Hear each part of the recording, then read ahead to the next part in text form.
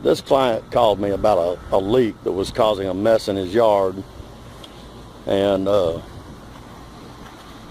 you can see right there that it's just all kinds of,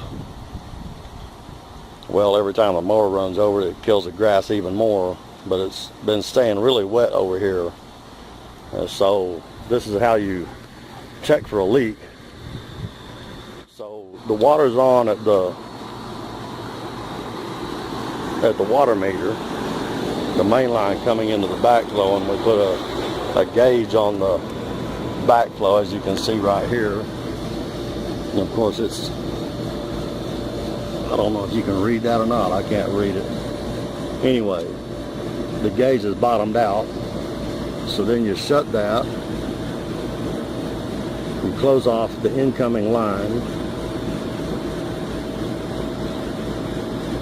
and you watch, and you can see the gauge dropping in pressure. So I'm going to leave this set for a little while and come back to it, and we'll see what happens. I'll check the space over there that's wet and see if there's a wetter spot,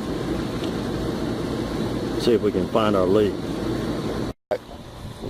And as you can see, I've dug a hole, and we found a leak right there, and there's a glue joint actually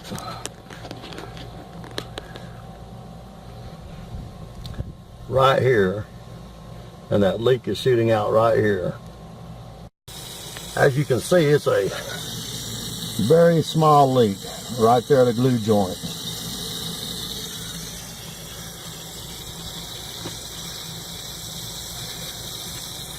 Which doesn't leak much. I've only had it on for about a minute, and it's already puddled that much. Well, I have it back together. I'm gonna put let you put your eyeballs on it.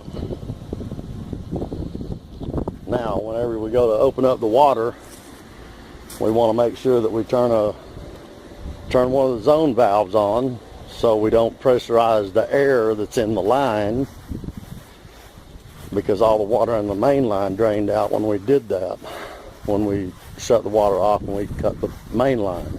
So I'm going to turn a zone on over here, and then we'll go back and we'll turn the backflow back on, and then we'll do another pressure test. Okay, got 15 minutes on zone number 9. Now, I'm not familiar with this particular system, so I don't know where number 9 runs. We'll look back down in here and make sure we don't have any doggone leak. Let's go walking around the yard and see if we can find zone 9, see where it's coming up.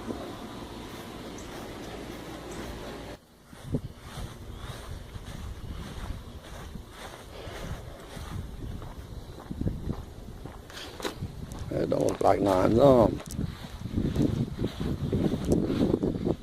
But of course it takes a few minutes to fill up a main line. Since that was the low side of the yard, well, I guess it was 9 on this side. Okay, so let's put the pressure gauge on the backflow and look at it real quick. I'll be right back. Got the pressure gauge on the backflow again. Wow, what is up with that? There it is. So the pressure gauge is still buried like it was before, as you can see. But now we're going to close the water flow off. We're going to watch it for just a little bit.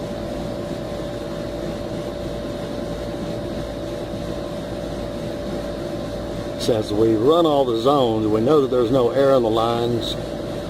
We know that the valves are seated. So now that we've done that, we can see that there's no drop in pressure on the main line beyond the backflow, because this particular test cock right here is on the outgoing side of the backflow. The water goes that direction. This feeds from the street. This feeds to your valves out in the yard. So, absolutely no drop in pressure. So we're good to go. We'll cover it up and call it a day. After discussing the leak issue with the client, he had informed me that on 2 other previous occasions, 2 separate irrigation companies had come out because of this leak in the past couple years, and they were not able to find it. So here we got another happy client with their irrigation issue resolved. And of course, if you have a system that needs repaired or renovated, call now and set an appointment. That number is 615-578-0014. Or you can email me by emailing lane@mysprinklerrepairman.com. I hope this video helped you in some way, and if it did, please subscribe to the My Sprinkler Repairman channel and like this video. Thank you for watching.